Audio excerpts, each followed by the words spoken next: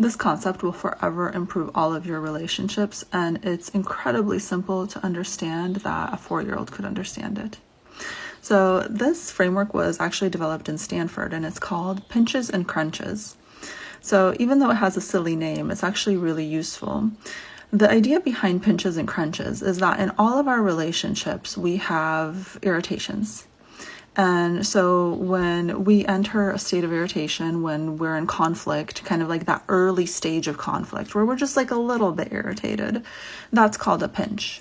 And typically what most of us do in relationships is we kind of ignore it, or we sweep it under the rug, or we kind of hope for the best that it'll go away.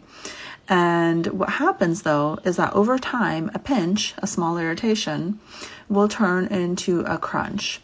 And a crunch is a really big irritation. It's like something that you need time to work out on. Like you need a full day to resolve this conflict, and everyone's avoiding it because nobody even knows what to do about it anymore because it's just so big. Like you're so irritated by it, you don't even know where to start.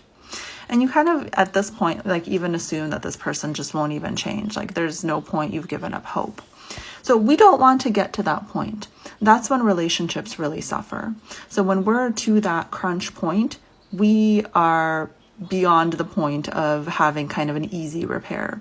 What we want to do is we want to actually address the small irritations. And this seems really counterintuitive because most people want to have kind of calm relationships. So they don't want to stir the pot. They don't want to address every time that they have a small irritation.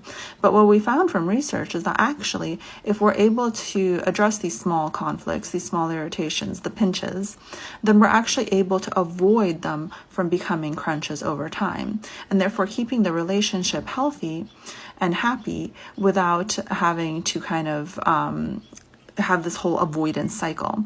And so if you're in a relationship, and it can be any type of relationship, work relationship, romantic relationship, personal relationship, it's really important to address those small conflicts, those small irritations. And by doing so, you're going to avoid that small irritation turning into something much, much bigger that could really damage the relationship in the long term.